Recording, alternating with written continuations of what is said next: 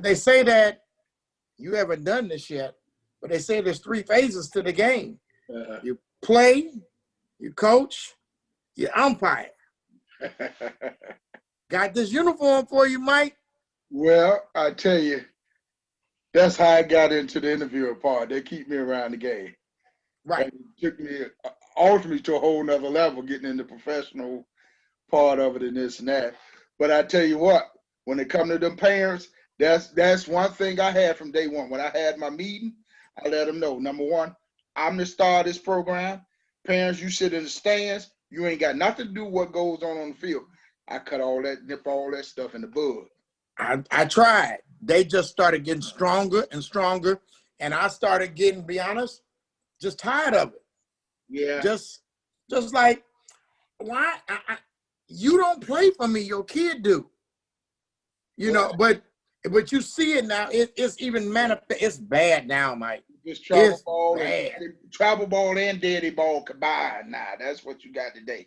So we did a tournament last weekend down here in Arizona.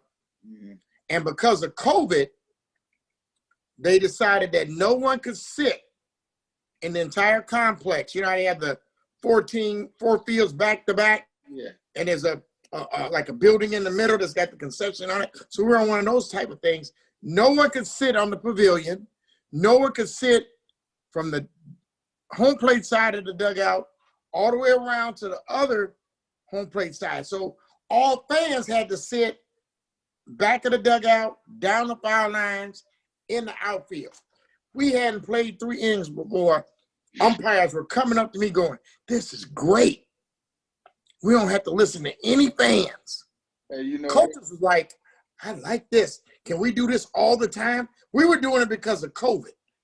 You know, they thought if they got everybody out there, you know, and they got their mask on, whatever.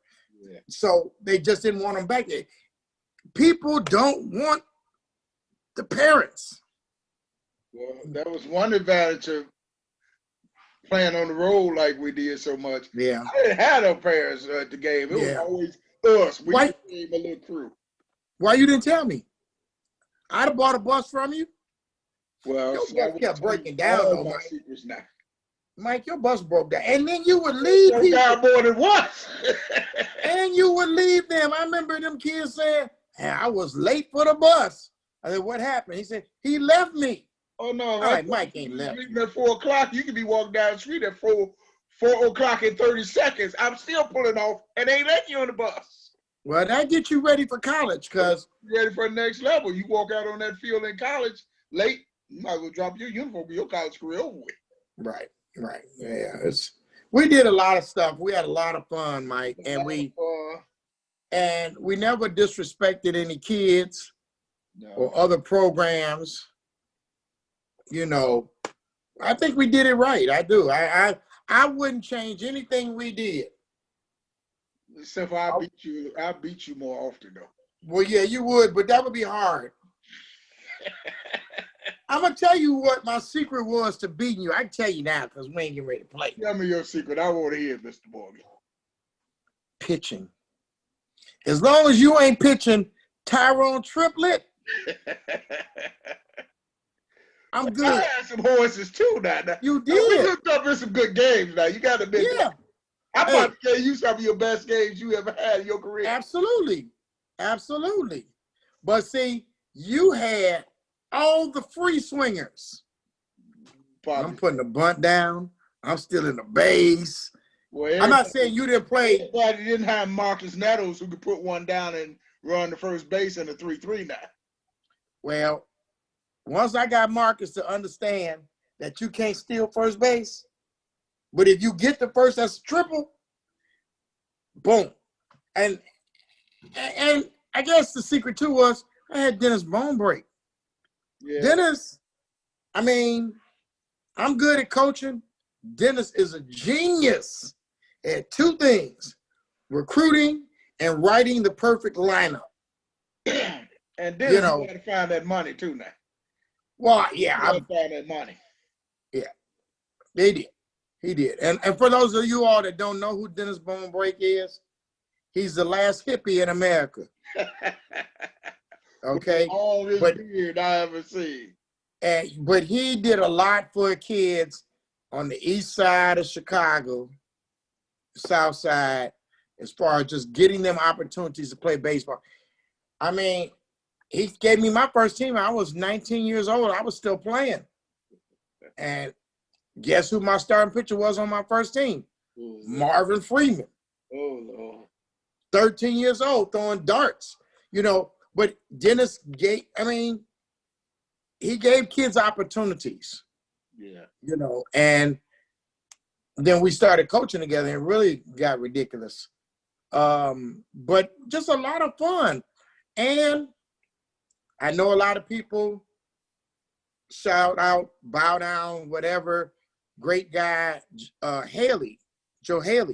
Yeah. But we had, in the early days, we had some battles with JRW too. And just the whole thing of how all that started. JRW, South Shore, Southeast Little League, Southside Little League. It was going strong in the day. Rosemore. Roseman, yes. You had baseball all over the city. Now yes, you hard pressed to find a league. And I guess if we mention the names, I guess we got to mention Rick Attrue and, of course, Leroy Franklin. Yeah, well, what people don't understand, we all go way, way back. I remember Rick in the 80s, and Leroy is a legend in himself. So Leroy was my mentor, my friend, and Leroy brought both of us into the scouting business with the New York Mets. Yeah. For us. And when I show people my old cards and stuff from scouting, mm-hmm.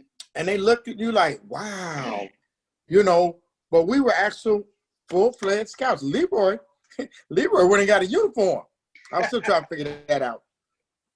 But Leroy. Your Fabian. Yes. Rick. Dan Durst. Dan Dirks.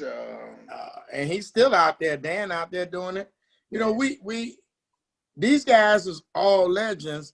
And shout out to the new guys that, like, we talking now 40 years later, 30 years later, they going to have the same conversation one day about themselves.